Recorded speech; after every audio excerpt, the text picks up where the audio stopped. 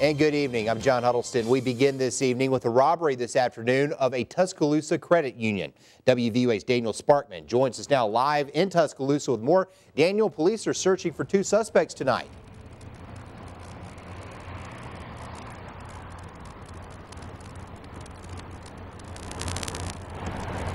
That's right, John. Tuscaloosa police tell us they are searching for two suspects in an armed robbery here at the Alabama Central Credit Union here on 15th Street in Tuscaloosa. Now, police responded to the credit union on a robbery call about 12:30 this afternoon. Surveillance video is of what witnesses say happened. Two men came into the bank armed with handguns and demanded money from the cashiers. Now, the suspects did get away with an undisclosed amount of money and left the credit union on foot. Now, tonight, the police are still searching for those two suspects. Here's a picture of one of the suspects. Take a look, see if you can identify this person. And if you do know who it is, you're asked to call Tuscaloosa County Crime Stoppers. That number is 752-STOP or 752-7876. John? All right, our Daniel Sparkman starting us off tonight. Daniel, thank you very much.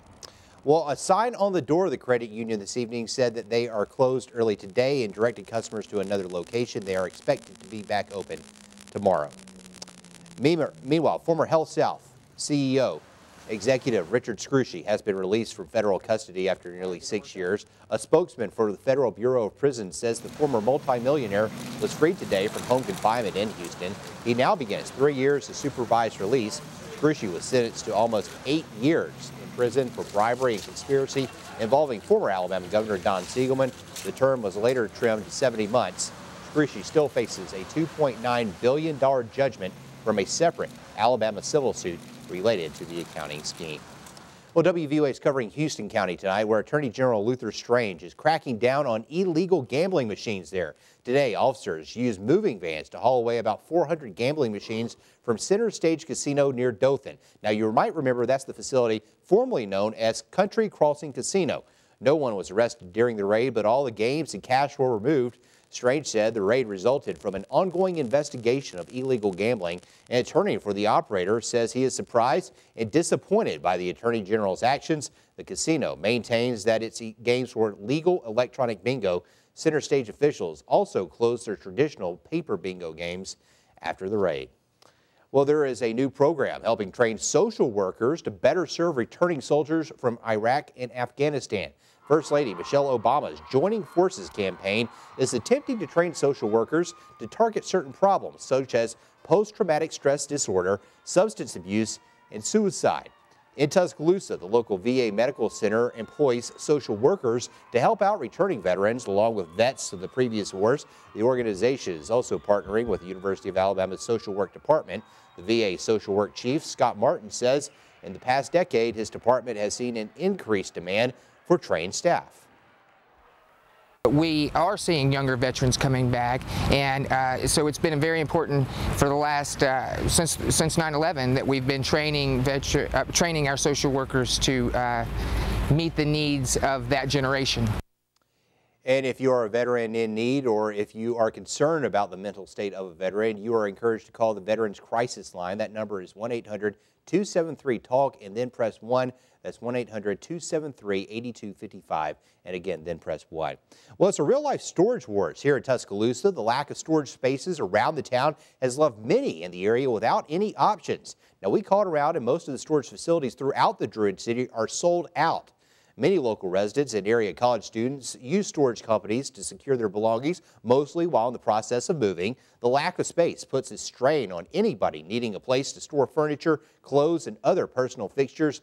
For the company, it's a good problem to have, and it's fairly typical this time of year.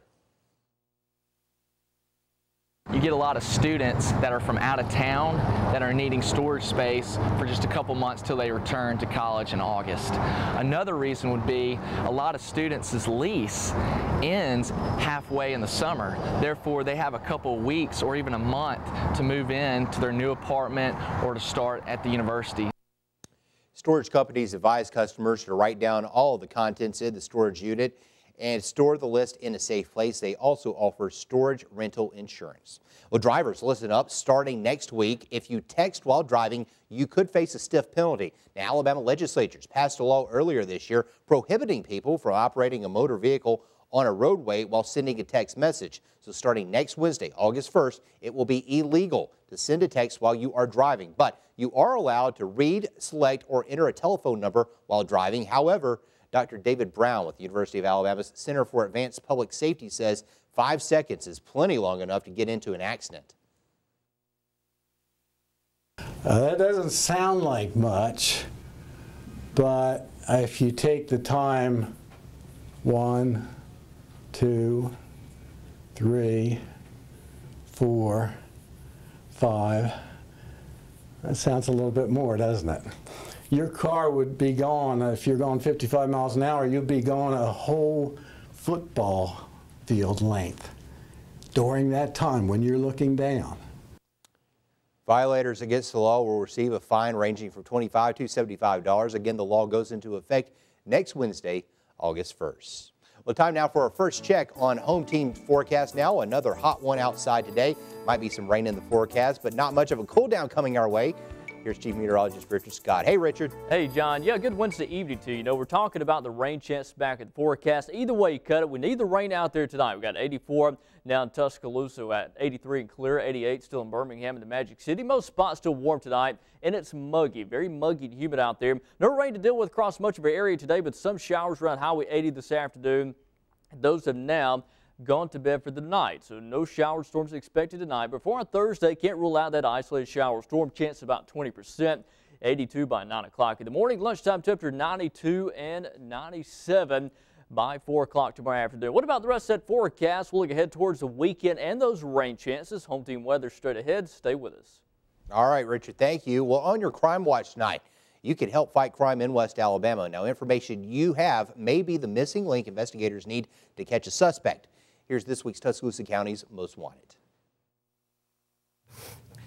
Hello, my name is Ted Sexton, the Sheriff of Tuscaloosa County. Thanks to your help, we have captured 408. Eric Tingle was arrested on the charge of rape in the first degree and second degree. Again, thanks for your help. That's capture 408. Now we need your help in finding more of Tuscaloosa County's Most Wanted. Marcus Jerome Brown, wanted on the charge of burglary in the first degree. He's a black male, 30 years of age, 5'10", 165 pounds, brown hair, brown eyes. Last known to be living on Sanders Ferry Road in Tuscaloosa. Ruby Erlene Thrasher, wanted on the charge of burglary in the first degree. She's a white female, 33 years of age, 5'10", 189 pounds, last known to be living on Pike Road in Woodstock, Alabama. Amy Springer Johnson, wanted on the charge of robbery in the first degree and other charges. She's a black female, 46 years of age, 5'9", 170 pounds, with black hair, brown eyes, last known to be living on 26th Avenue in Tuscaloosa. If you have any information on these as well as others wanted by the Tuscaloosa County Sheriff's Office, please call us at 205-464-8672 or go to our website at www.tcsoal.org. You can like us on Facebook and follow us on Twitter, and working together, we'll continue to make Tuscaloosa County a safer place to live. A local mother is searching for information on her daughter's killer after 8 months of unanswered questions.